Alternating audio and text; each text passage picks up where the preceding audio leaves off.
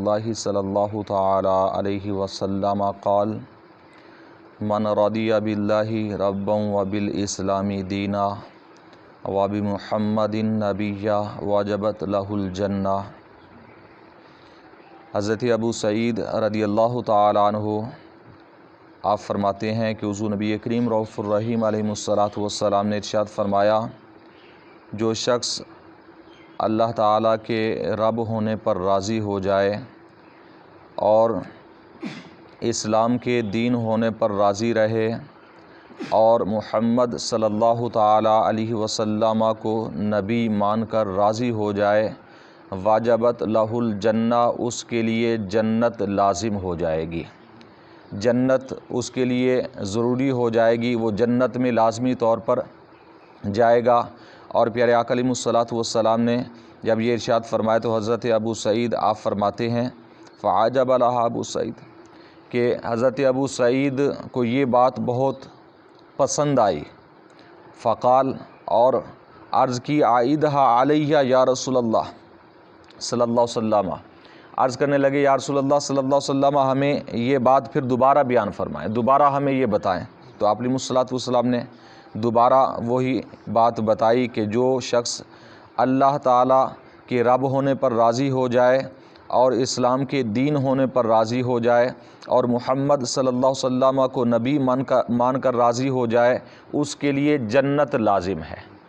اس کے لیے جنت واجب ہو جائے گی۔ اور اس کے بعد پیارے آقا علیہ الصلوۃ والسلام نے پھر فرمایا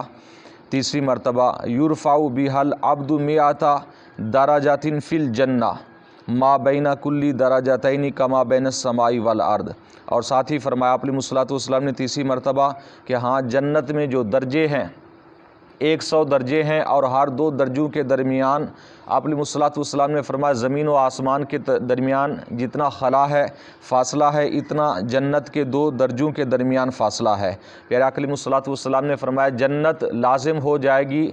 اور واجب ہو جائے گی اس شخص کے لیے جو ایمان لائے، اور اس کے بعد جو درجے ہیں بہرحال وہ اسے نہیں ملیں گے۔ تو قالا وما ہی یا رسول اللہ صلی اللہ علیہ وسلم، صحابہ کرام نے عرض کی یا رسول اللہ صلی اللہ علیہ وسلم وہ کیسے ملیں گے، وہ درجے کسے ملیں گے؟ تو پیارے آقا علیہ الصلوۃ والسلام نے فرمایا الجہاد فی سبیل اللہ، الجہاد فی سبیل اللہ، الجہاد فی سبیل اللہ، 3 مرتبہ فرمایا کہ اللہ کے راستے میں جہاد کرنے سے جنت میں درجے بلند ہوں گے۔ جنت میں بندہ پہنچ تو جائے گا لیکن درجے اس وقت بلند ہوں گے، اور وہاں جنت میں اعلیٰ مقام و مرتبہ اسے اس وقت ملے گا کہ جب وہ اللہ کے راستے میں جہاد کرے گا، دین اسلام کی خاطر، اللہ کے نام کی خاطر، اللہ کے نام کو بلند کرنے کی خاطر جب وہ جہاد کرے گا تو پھر اللہ تعالیٰ جنت میں اس کے درجے بلند فرما دے گا۔ تو یہ حدیث مبارکہ مسلم شریف کی حدیث مبارکہ ہے۔ تو پیارے آقا علیہ الصلوۃ والسلام نے جو شروع میں جملے فرمائے یہ بھی بہت قابل توجہ ہے کہ آپ علیہ الصلوۃ والسلام نے فرمایا جو اللہ کے رب ہونے پر راضی ہو جائے۔ اب صرف یہ نہیں فرمایا جو مان لے، اللہ کو رب مان لے، فرمایا اللہ کے رب ہونے پر راضی ہو جائے۔ اس کے اندر بہت سارے مسائل چھپے ہیں، اور دین اسلام کو دین مان کر راضی ہو جائے، یعنی اسلام کو ہی دین سمجھ لے اور اس پر راضی ہو۔ اگر مان تو لیا، اسلام کو دین سمجھ لیا، مان لیا، کلمہ بھی پڑھ لیا، لیکن راضی نہیں ہے، اب راضی کیسے نہیں ہوگا؟ راضی نہیں ہے اس لیے کہ جی کاش کہ ہمارے دین کے اندر نماز فرض نہ ہوتی، اس کا مقصد ہے یہ دین پر راضی، مان لیا ہے، کلمہ بھی پڑھتا ہے، مسلمان کا لیبل بھی لگ چکا ہے، لیکن اب وہ راضی نہیں ہے دین کے احکام پر۔ کاش کہ زکوٰۃ چیز فرض نہ ہوتی، رشتہ داروں کے حقوق نہ ہوتے، یہ مسئلہ نہ ہوتا، کاش کہ ایسا نہ ہوتا، گرمیوں کے اندر نمازیں معاف ہو جاتی ہیں، یا فل سردیوں کے اندر یہ نمازوں کا سلسلہ نہ ہوتا، وضو کرنا نہ ہوتا، اس طرح کی کافی چیزیں ہمارے معاشرے کے اندر دیکھنے کو ملتی ہیں کہ یہ چیز نہ ہوتی ہمارے دین اسلام کے اندر، یہ نہ ہوتی تو کتنا فائدہ ہوتا، کتنا اچھا ہوتا۔ تو اس طرح کی یہ ساری چیزیں وہ ہیں کہ جن کا تعلق یہ ہے کہ ایسا شخص دین اسلام پر راضی نہیں ہے۔ اب حکم کیا ہے کہ مانے اور ماننے کے بعد راضی ہو، ہر ایک حکم پر، تمام احکام پر راضی ہو جائے، اللہ کو رب مان کر راضی ہو جائے اور اللہ کی ربوبیت کے اندر راضی رہے اور